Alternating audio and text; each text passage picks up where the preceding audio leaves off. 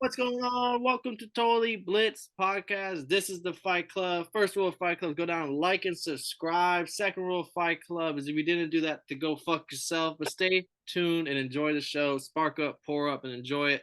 This is Paul, Pick on Wyndham Concha, and I'm joined with. You already know, man. It's your boy Kev Watervoice. I'm coming to you with the cleanest neck brace in the city, in the county right now, man.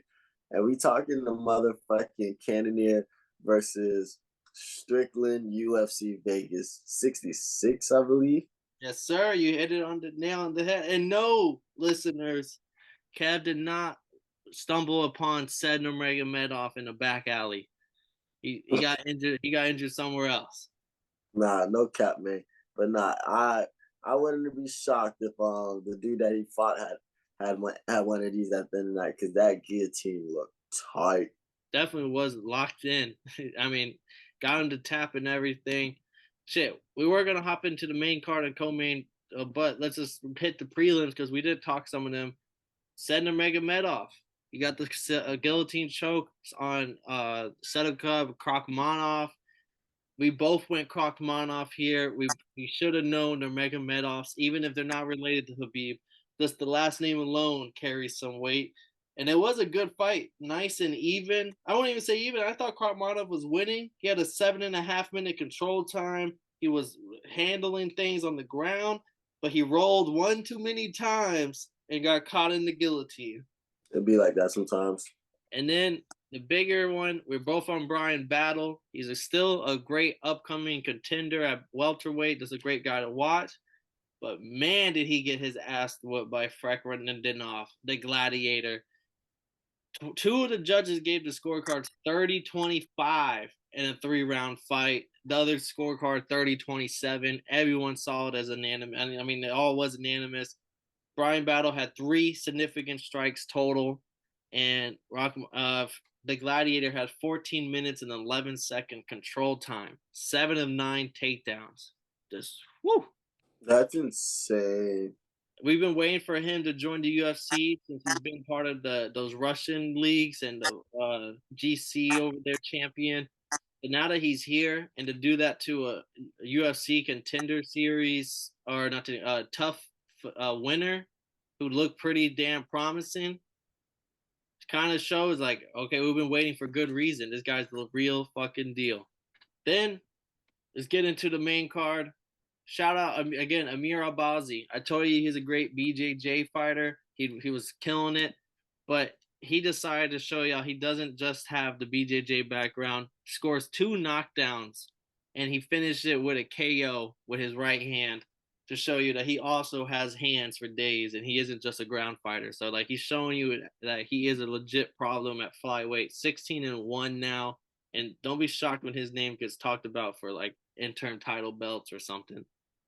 Mm-hmm. I had to throw this Brian Battle fight on 10 rounds. That's crazy. But let's get into these main event, Kev. I'm gonna let you talk to co-main first. You had your boy Arman Tsarukyan. You picked him. You was right.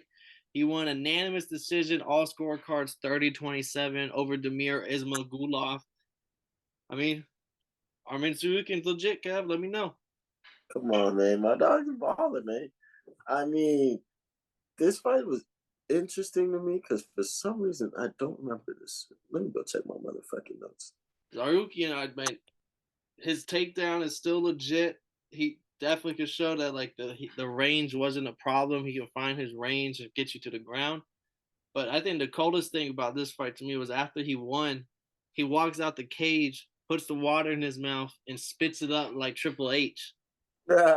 And he was on his, and it was such a clean. They had like a clean video of it too, or like the UFC posted it. And, it was just, and he like is embracing it. And they're talking about he might be.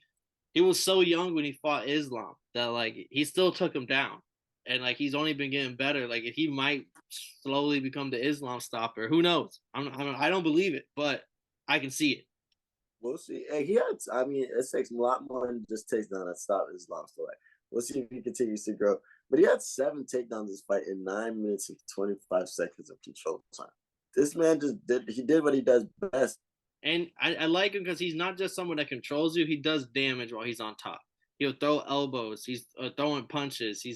moving guard. He doesn't just get on top of you and just hold position and kind of stall around. It's like he's actually kind of actively looking for a finish. Consistent chain wrestling. That's why I loved him the first time I saw him fight, and that's why I'm a fan. And people are saying like the Patty hype job should be ended by Arman Tsarukyan, both in the same weight class. I mean, I wouldn't be upset if they do it because it'll be kind of like the same push Habib got when he beat Conor McGregor. Like you kind of have a better fighter that doesn't have the publicity. We'll have him beat a publicity star and make him your star, and it could happen with Tsarukyan. He is legit. I think he top 10 fighter for years to come. We'll see, man. I hope he continues to go. He continues to make moves.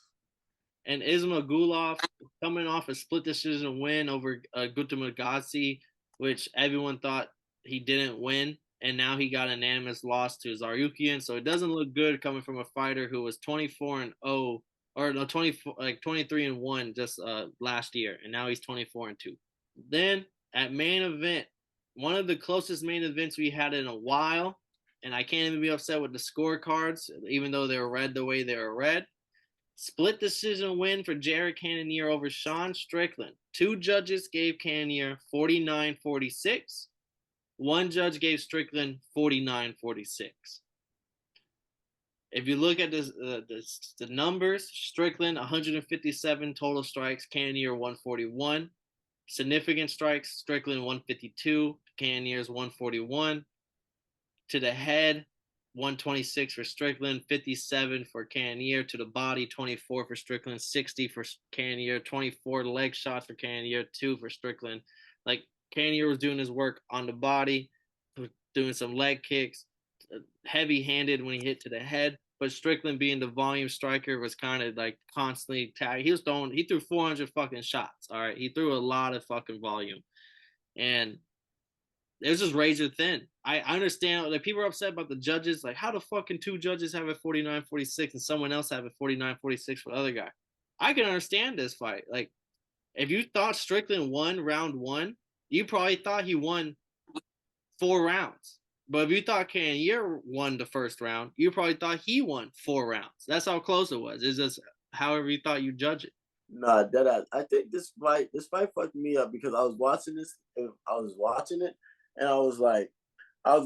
and when I was listening, and then I just had a breakdowns going on. If Cannonier can stay, we just said that I thought Cannonier was gonna come through and knock him out, so he had to come through in the first, second, and third round and really come through and hit him with a shot. But Strickland stayed on his motherfucking feet.